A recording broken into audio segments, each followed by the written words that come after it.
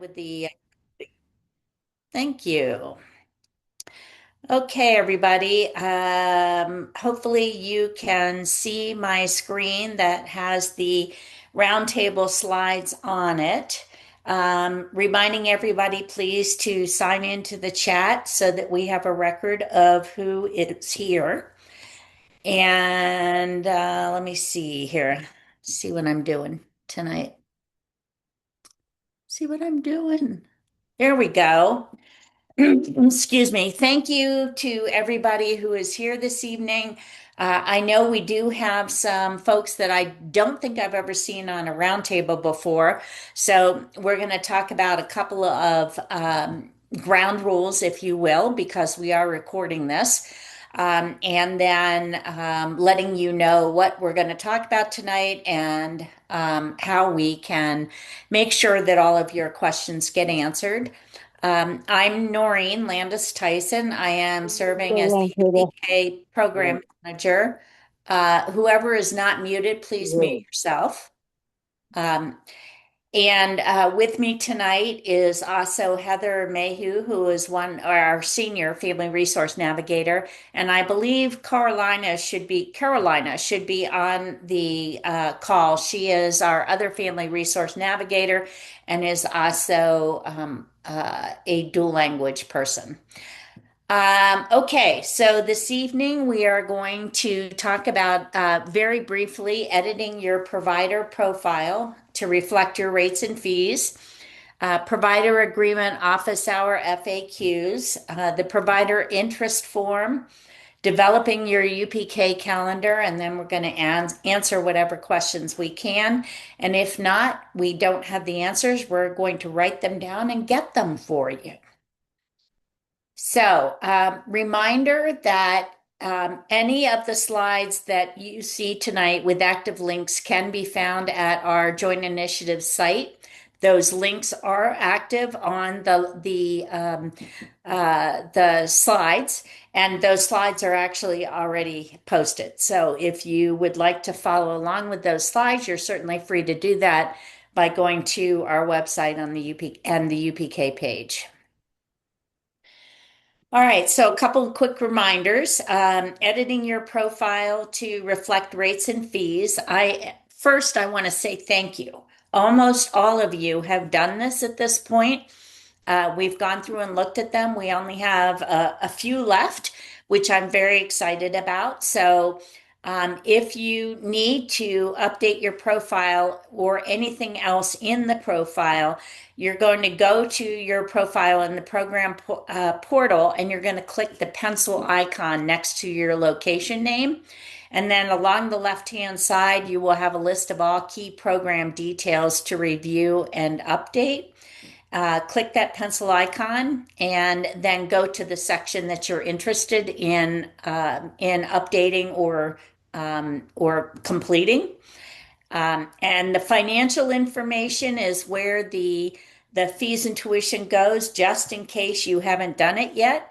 You're going to indicate your payment methods or additional financial assistance offered, and then you're going to enter your tuition and fees within the financial information section. There is also another slide here that shows you exactly what all of that looks like for you. Again, please try to keep your profiles up to date. The more you have on your profile, excuse me, the more likely that a family that is coming into town and is now filling out their UPK application will choose you because they have the information they need to decide that they would like to have a tour with you. Reminding you all to check your children who are in selected status. Many families do not realize that they probably should be reaching out to the people that they have selected. They think that just selecting them means you're going to be notified. Well, you are notified, but you're notified because they're now in selected status in your portal. So you want to make sure that you check those kids that are in selected status.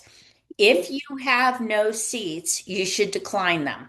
So, because people who are coming in now can only choose two providers at a time. So, it's not like they can choose 10, there's only two.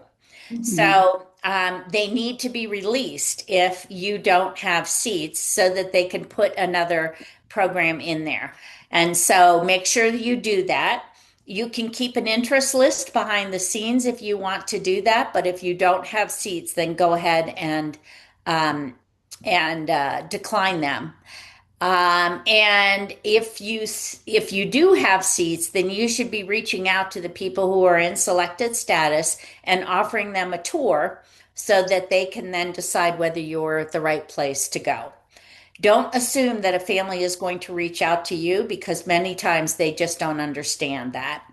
And while we're on this, Heather and Carlina are following up right now with all families who do not have a match who have completed their application. So they have sent out emails to them. We are getting responses back. And if they need help in trying to figure out who in their area needs seats, then Carlina and Heather are actually sending them back programs who do have Like seats this yours? in their Like area. this? Whoever is not It's gonna muted, do would that. you mind doing that, please? Mute yourself. I'm telling you. And don't even miss it. Beth, is that you? Would you mind muting yourself, please? Okay. So we are actively directing families to providers who do not have who have seats open. So make sure that you're keeping everything up to date. Okay, next. Provider agreement office hours have been happening for quite a while now, and there is a series of FAQs that have been put out. And those FAQs have lots of different links on them that you may potentially need. So I want you to make sure that you open up that provider office hours FAQ and bookmark it so that you have a lot of the links that you already need all in one place. And also, just reminding any of you, you're getting emails coming out the ears, and I know that from the state. And the first line on it says if you have already submitted your provider interest form, then you can ignore that email. A lot of providers are questioning themselves now because they're getting these regularly. If you know you have submitted it, just ignore them. If you're not sure that you've submitted it, you can reach out to us. We now have a form that has most of the providers that have actually been submitted on there, so we can check for you. Also, if you have actually received from CDEC or from the procurement office a confirmation that you have submitted it, an email confirmation after you submitted it, there is no reason to check again.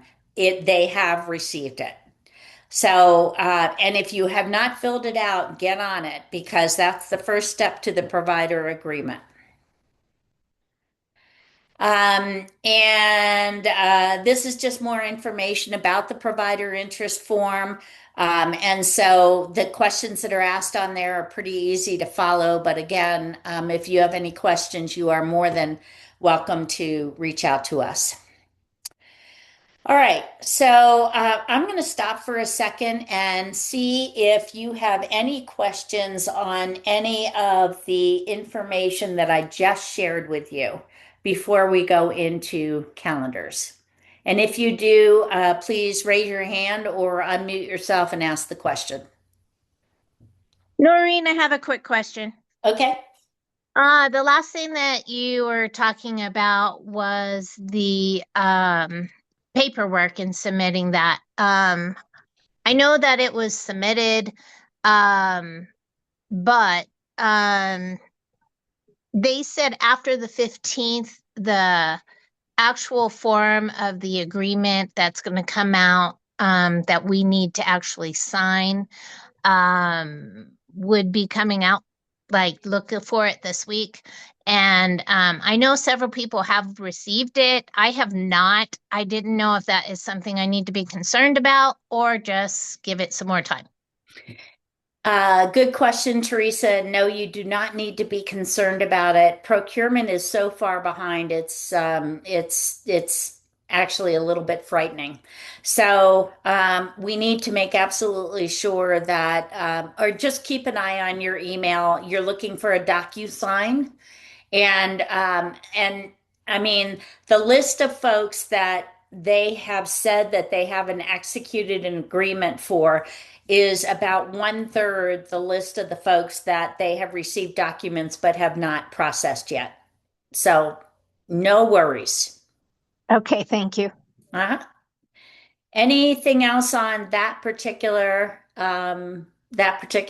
Ashley, that's fine. We'll just continue to follow up, okay? On that. Don't worry about the fact that you haven't been able to submit the Google form. We'll just keep following up on it. All right. Any other questions on the information that we shared so far? Yes, Noreen, you mentioned something before that I didn't get exactly the financial information. What you were saying about in the financial Um, program thing? Needing to post your tuition and your fees and Oh, and where it goes. okay. So Um, just post it to. but you're on the list of people who have already done it, so no Oh, okay. concerns. Oh, just want to make sure. I thought something about we have to put our information. So you mentioned something how we are gonna get deposit. This is something that has to be put over here or not? You have already completed everything you have to complete, so you don't need to be concerned about it. Oh, okay, because I don't remember, but yeah, probably I did. Okay, thank you. Okay, thank you. Anyone else have any other questions about the initial information that we talked about? Okay.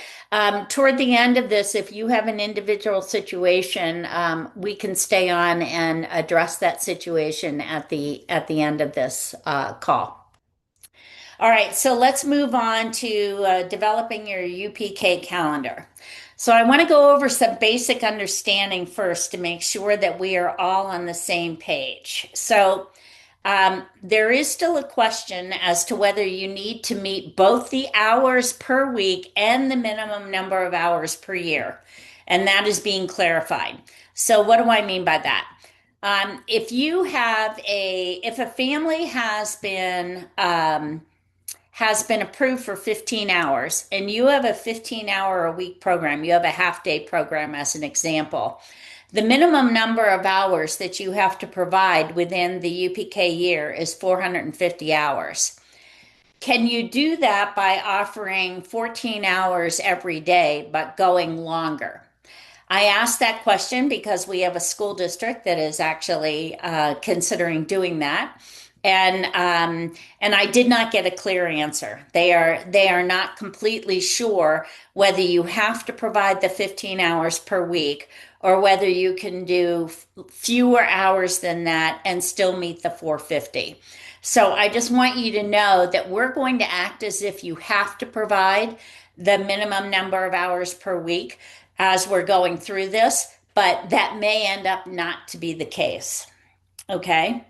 So, a reminder that you may not count the days that you are closed, such as holidays, planned closures, or even snow days in your minimum number of hours. You have to be open and offering services. So plan for that. If you're a CCAP provider, you will need to be prepared to designate those hours each day and or week that are UPK hours and those that are not UPK hours, but you're open and children are attending.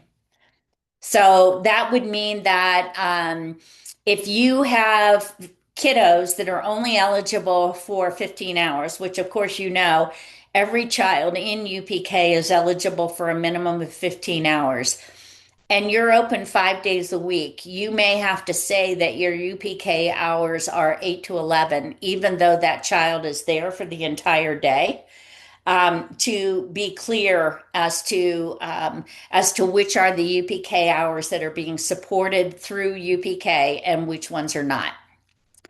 We're also told that there will be a calendar template or several templates actually that you can choose from to make this as simple as possible. And those we think should be, and that's for all UPK providers, but in particular, it's for those who are both UPK and CCAP. At this point in time, it's my understanding that all UPK providers will have to submit a calendar, and they really want you to choose one of the basic calendars that they're going to be putting out there, and then you can tweak it to make it your own. But it's going to be absolutely mandatory for any UPK providers that are also CCAP providers. More to come. Okay. Sorry, I'm sorry, where is gonna be the calendar, like a template thing where I can get where we can find that? It'll be coming to you. It's not out yet. Oh, I Okay. want to get in an email, kind of like that. I have no idea. Oh, okay. They're the ones that are getting it out. Thank you. The other part of the basics that we need to understand is that if you're running a part day program, then you must do a minimum of 10 hours per week, um, or 360 hours minimum per year. The half day program is 15 hours per week or 450 hours minimum. If you have children, if you have a full day or an extended day program and you have children that are enrolled in the full day or extended day program that are eligible for 30 hours, then you have to schedule in 900 hours per year. Okay. So that's what you have to start with in order to make this work. So we're going to go back to this at this point in terms of, and I'm going to share. I'm going to share, and we're going to see if we can get this done right. Okay, can you see the slideshow?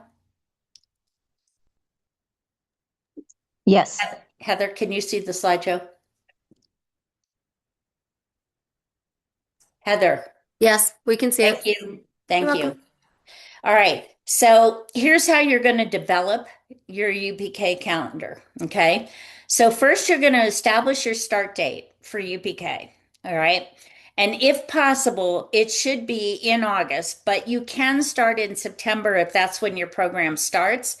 It just makes payment a little bit iffier, I guess. But somehow or another, the state figured out how to do it last year, so I'm assuming they will too. They will for this year too. But I would strongly suggest that you start in August if you can. Um, Establish the days that you plan to be closed. So on your calendar, as you're going through, you're saying, okay, my start date is August 4th, and I'm going to go through the entire year to May. And you're going to block out the days that are holidays that you're not going to be open, any breaks that you're not planning to be open. If you're only 4 days a week and you're closed on Fridays, then you want to establish that.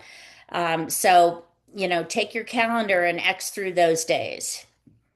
Then establish the UPK hours per day. So plan to provide the number of hours per week for the program that you set up, such as for a half day program, you should be offering 15 hours per week for the weeks that you are open. And if you are closed for one day that week, you will count only 12 hours of UPK for that week in the annual total. Okay, as you're going through to make sure that the number of hours that you're actually offering meets the minimum. And then you're going to count the number of hours you are offering between your start date and your end date to be sure it meets the minimum number of hours, and then adjust as needed.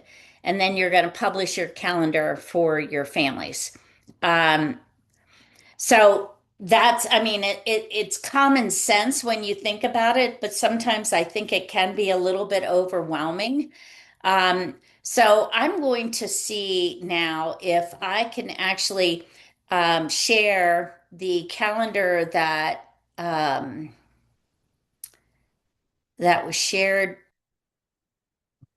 to me by Teresa at Kindergarten Pathways. All right, can you guys see that calendar? Yes? Yes, we can see it. Yes. Thank you. Um, okay, so Teresa, thanks for sending me this to me. This is her 25-26 calendar. As you can see here, she has her first day of school is August 13th. And then she's closed on September 1st for Labor Day. She has a fall break that she closes, so it's 10/20 to 10/23. She's put in here her parties, which I think is cute. She has in here her parent teacher conferences, Thanksgiving party, Thanksgiving break, etc. And then her last day of school is May 27th. So she does not operate over, um, she does have a summer school program, but it's not part of UPK. Okay. And so this is how she has done this. Now, up here at the top, she's saying that her days are Monday through Thursday, so she has no Fridays. Her hours are 7:30 to 3:30, okay? And her UPK school hours are 8:30 to 11:30. So, if someone comes to her in a full day program and they are eligible for 30 hours, then it's 7.5 hours per day weekly times 4 hours, which is, sorry, 4 days, which is 30 hours. Okay. So I'm very sure that she has gone through and counted up all of the hours that she's offering to make sure that she is meeting the minimum number of hours.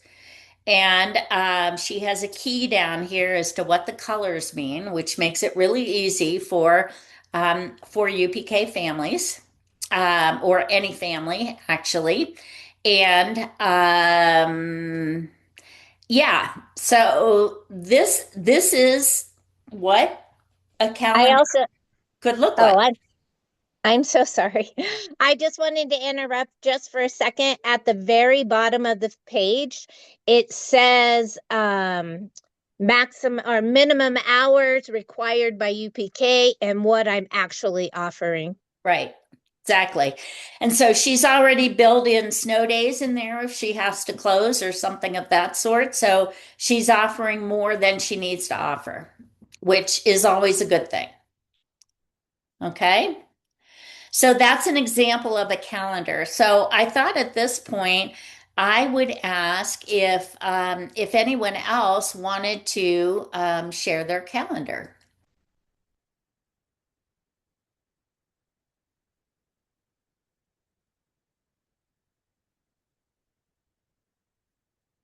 Nobody?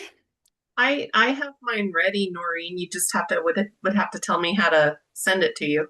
Okay, you're not going to send it to me. You're going to share it yourself. I've enabled sharing. So go down to the bottom of the or to your Zoom menu, and it says share. Okay. Click on share. And then just find the file. Yeah, and I'm gonna stop sharing now so that you can.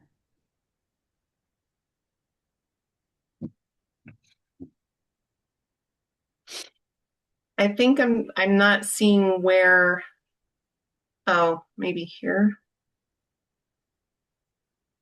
I'm not seeing where I can select my file. So if somebody knows.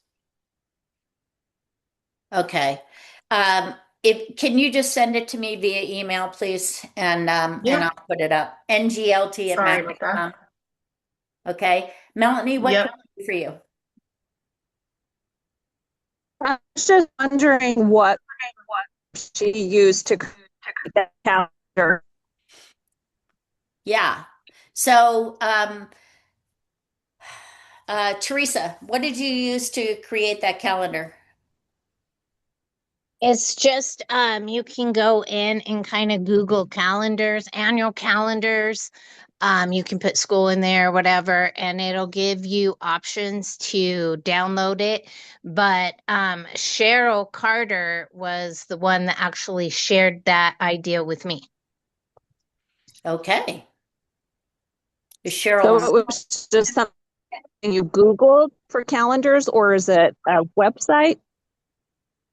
Actually, Melanie, what I did was I just Googled school calendar, annual school calendar, Gotcha. 9 month or whatever.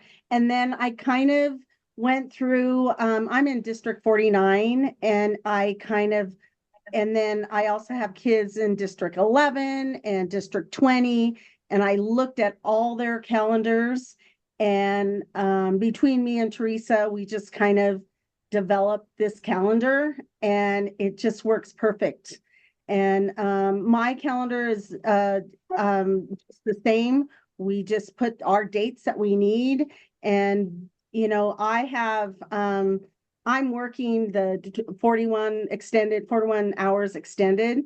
So I also put on there if there's 30 hours and, the 15 hours and what is mandatory as far as those hours. And it's way more just because you have extended care. It's way more hours that you're offering. Yeah, that So, and snow days you have to, things you can't plan for. right. Mhm. Mhm. Good. Yeah. I don't take, I Thank just you so much. much time off. I take personal or not personal days. I take professional development days at least once a month. And mental health days, I guess you say.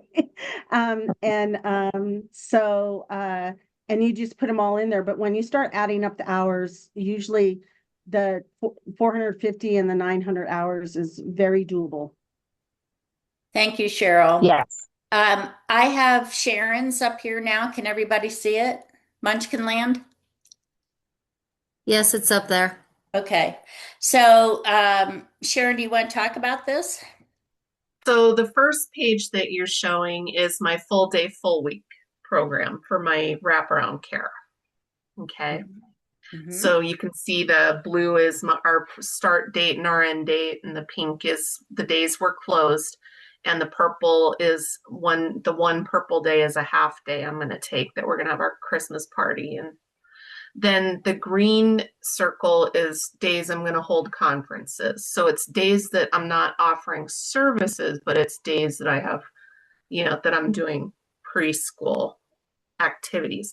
And so the second page is my half day calendar. And I think I made sure that I did 495 contact hours just in case we have snow days or I get sick or so. So the only suggestion that I would have here is to go ahead and do what Teresa did, is add to your calendar the actual days or the actual UPK hours, if you will. Okay. Oh, the actual time. Yeah, Right. good idea. Uh-huh. Contact hours. Right. The contact hours. So again, this may not be quite as important if you're not a CCAP provider, but if you're a CCAP provider and those hours aren't on there, they're coming back and asking for them. Right. Okay. All right. Thank you. You can stop sharing now. No, it's me who's sharing. Oh my gosh. All right. Okay. Okay. So there's a couple of examples for you that fit whether or not you're a center or a family child care teacher. So that's a good thing. Um, okay, Melanie? Would it be possible to bring Teresa's calendar back up again? Yes? Would it be possible for you to bring Teresa's calendar back up so I can screenshot it? Yeah, I heard you. I Thank- said yes. So hang on just a minute. No, that's okay. I'm cutting out. Yes, you are. Okay, can you see it? Yes. Okay, so there's the first part of it. Let me see if I can bring it up full screen. I'm not sure I can. Well, it's better. All right, there's the first half of it. Okay. You're welcome to email that to anyone that might want it as well. There, I don't. there's the second half of it. And rather than do that, I will say, hey, why don't you put your email in the chat and let them go directly to you. There you go. All right. Peer-to-peer learning. Okay. Now let's see. I'm going to try to get my life back together again here, if I'm lucky. And now we're going to do this, this, this, this, this. Oh my gosh, this recording is going to be embarrassing. All right. Okay, we did that. Okay, so here's some cautions that we want to go over. Okay, make sure that you plan for more than the minimum hours in case you need to be closed for any reason. Otherwise, you may need to extend your end date to cover the minimum hours, which is not the end of the world, but it would be great if you build in some extra hours. Okay, develop your policies around attendance and closures to be sure that families know how you are handling non-UPK days or hours. So, as an example, if you are open for a week over winter break, but are not counting that toward your UPK hours for the year, as an example, are families required to pay full tuition even if they don't attend? Or are you allowing them a certain number of days that they don't have to pay? That would be included in there if they don't come? Are there weeks that you are open that are optional to attend and they pay only if they come? And how much do they pay for those days or those weeks? So make sure that you develop your policies around that. I frankly don't see how any of you could be in business without already having developed those. But I want you to be really, really, really, really clear for families what your policies are around that, and make sure that they are there for the in the parent handbook. All right. So let's move on to developing your UPK calendar for CCAP. There is not a lot I can tell you about this yet. We have actually been told not to discuss this except for beyond what has already been released, because they are finalizing the communication, which should be out on or around July 1. But this has been released. As of August 1, the state is moving to stacking of UPK and CCAP for children and families but for this year, only for those who are eligible for 30 hours of UPK and are enrolled in a full day or an extended day program. Specific guidelines for providers are expected to be released on or around July 1, and they will go into effect August 1. UPK CCAP providers will be required to submit your calendar to CDEC to be shared with the county to determine what days and hours are paid for by UPK and what is paid for by CCAP. UPK will be the first payer, followed by CCAP for the remaining hours for which the child is eligible. The family should only be responsible for their parent copay, and there's more details to come. So what I'm going to do now is I'm going to stop sharing and I'm going to end the slideshow, and I'm going to try to answer your questions. And hang on, Cheryl. Let me see what's in the chat. Show chat. Move the chat over so I can actually see it. They're just talking about Teresa they're going to send a request to Teresa if they Okay. want the calendar. So she put her email in there for everybody. All right, that's perfect. Thank you very much. And for those of you who are not going to be able to see it on the recording, it is KPLL kpllcc@yahoo.com. kpllcc@yahoo.com. Thanks for doing that, Teresa. Cheryl, how can I help you? What do you, as far as the CCAP, what if you have CCAP children, but they're not UPK? I mean, they're, either, they're not enrolled in UPK, they're just, either, younger children and stuff. Do we still need to submit a calendar? To the best of my knowledge, it is only UPK CCAP.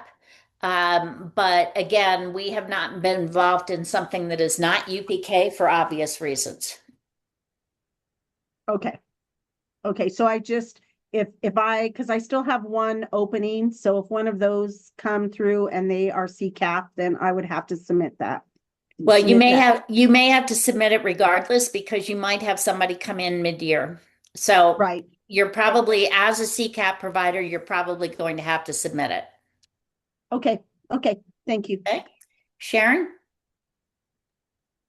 Sorry, having a little trouble with my audio.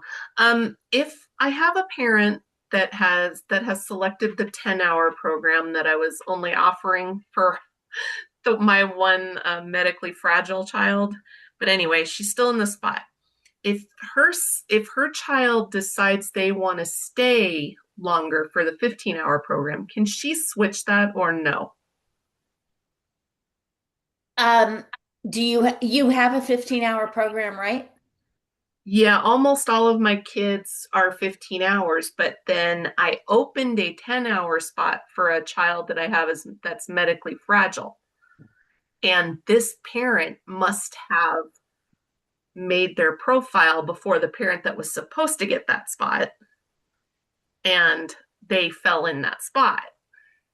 Okay. So Well, I haven't. Okay, go ahead. If the child is eligible for 15 hours and the family wants them there for 15 hours, then I think all we need to do at that point is switch them over to a 15-hour slot, and probably should do that even before the child gets started. Well, I would like to, but she's very bent on sticking with the 10-hour program the last I talked to her. But I have a feeling, that he's gonna he'll throw a fit to stay longer because I'll have to shorten his day so he won't be arriving and leaving with the other kids.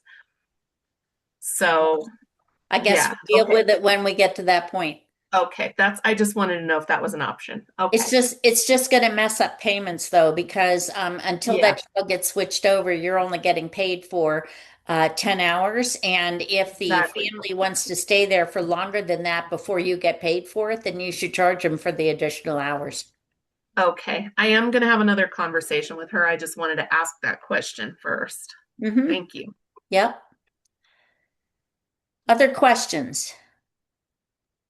If she charges that a family additional hours for beyond the 10, won't she need to add that to her profile? Yes.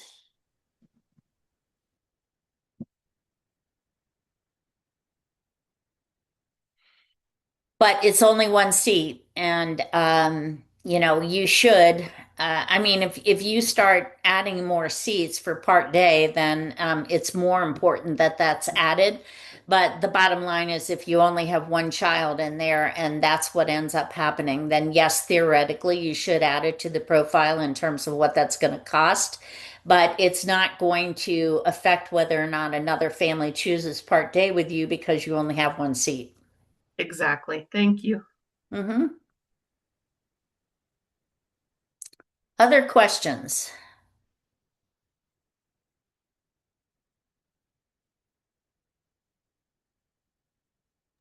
I do have a question. Okay. Okay, regarding the calendar. Mm-hmm. I want to know if okay, like for example, I have one kid, one family that is gonna do the 15 hours, just the 15 hours, 2 times a week. They are gonna do it Thursday and Friday. But I also have in my calendar Monday and Tuesday, Wednesday and Thursday. And I don't have any kids using that. I have full time, the pay difference. So in the calendar, should I specify the dates or I just put the dates that I am open and just adding from which time to which time it is the 15-hour UPK program? Doesn't matter if they land in Monday or Tuesday because there are different days. Parents pick different days. And like this parent, I told them I do Monday and Tuesday, Wednesday and Thursday. And he said, but I need it Thursday and Friday. So I made that like for him because he was an old parent. I Okay. mean, a former parent. So we'll have to see what the first of all, Ilisana, are you a CCAP provider? No. Okay. So it's going to be a little less concerning for you than it would be for a CCAP provider. But we'll have to see what kind of templates they come out with and how flexible they are with regard to that. So, do you have other children that are in half-day programs that are only coming 2 days a week? Yeah, no, right now, yes, that's the only one. So Okay. the dad wants to use those 2 days so he can work and don't pay anything. So if I spread it in more days, then it wouldn't work for him. Okay. Okay. Um, let's see what kind of template calendars they come up out with and what their requirements are with that. I think I would suggest at this point, if you, well, I'd actually have to look at your what programs you have. So why don't you stay on for a couple of minutes afterwards and I'll look at that and we'll figure out what we need to do. Okay. All right. Any other comments or questions? Does everybody understand what's needed in the calendar? Like I said, it's going to be extremely important for those of you who also have CCAP contracts. And it will for this year only apply to the children who are eligible for 30 hours and are enrolled in a full-time or extended day program. The following year, they may be doing something with the additional children who are on CCAP, but these are the only ones that they are working with for this particular year. Ashley, we are a CCAP provider. We only offer full-time for everyone but our school age program. Could I request any and all info RE CCAP meeting UPK? It should be coming to you from the state around July 1. And I will send you the CCAP memo that has already gone out. But it's an information memo, but it's the only thing we have in writing at this point.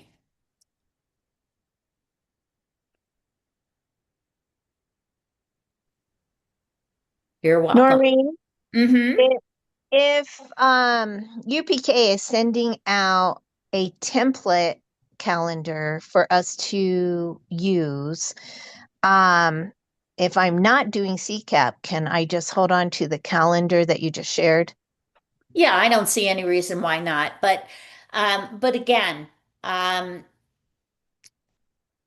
the purpose of this really was to make sure that you understand how to develop your calendar, okay? What the state is going to require and what they're going to offer to you. We just know that there are going to be template calendars, but we don't know how they're going to use them, who they're going to require them for, if they are for everybody, or what they're going to do.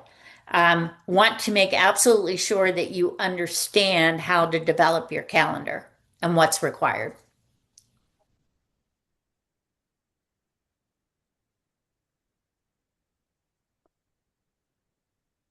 Any other questions about minimum number of hours?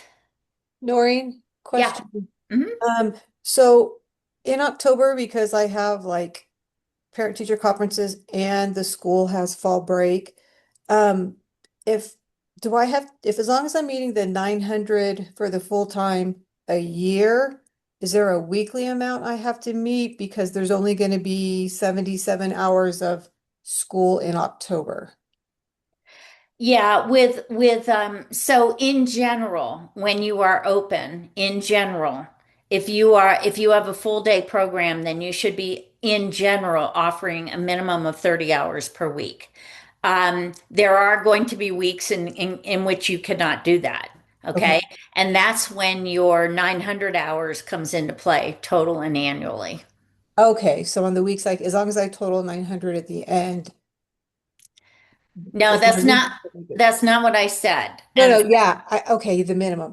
okay, I'm so sorry. I want to make sure because we talked about this a little bit earlier. We have already submitted a question to the state. So we have a school district, as an example, I'm going to, explain this to you. We have a school district that has an AM program and a PM program. And in general, their PM program is UPK, though they do offer some part-time slots in the morning for 4-year-olds.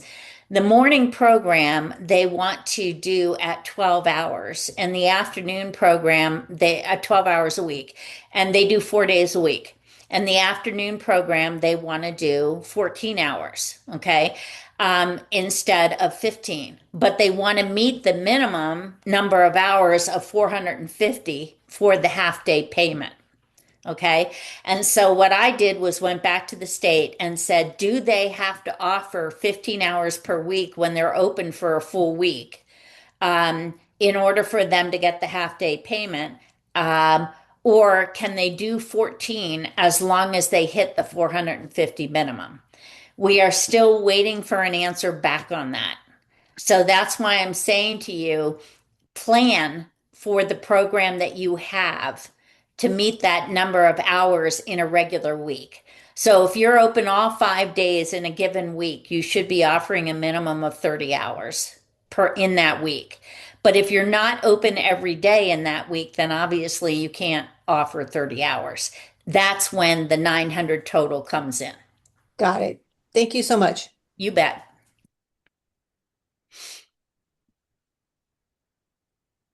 Other questions? Okay, I'm Okay, sorry. Go I'm ahead. sorry. Yes, I wanted to make sure. If I have in my details of my times that I have opening for 30 hours, means like in my calendar, I need to make sure I have 900 hours. Yes. Okay. And even if I don't have it, I mean, it's open, but if I don't have any, then, well, it will be anyway. Okay, never mind then. So just make sure that I have to do it for 900 and not for 450 that I thought I have to do the calendar. Right. So if you're open, so you have a full-time program and a half-day program, okay? Yes. And so if in your full-time program you get a kiddo that so if in your full-time program you get a kiddo that's enrolled in there that is eligible for 30 hours, then you're going to have to offer 900 hours over the year. And you should be planning for offering 30 hours a week minimum. Okay? The kids that are in the half day program, you should plan for 15 hours per week and a total of 450 hours over the year. Okay. Sounds good. Thank you. Okay. Mm-hmm. Any other questions? Okay, so we will give you 5 minutes of your evening back. And remember that you should have this developed by right after the 4th of July weekend because the state is going to, you'll have guidance out before then, and the state is going to expect you to have developed and have your calendars ready to go by no later than August 1. So there you go. Okay. We are here for any assistance you need. Feel free to reach out and we will do anything we can to assist you. Remember that Heather and Carlina right now are focusing in on families who don't have matches. So if you need specific help, I would suggest that you reach out to me. And if I get overwhelmed, then I will be reaching out to them just as they will reach out to me if they're overwhelmed. So, all right, everybody. Thank you so much for being here this evening. Appreciate it. Heather, stop the recording.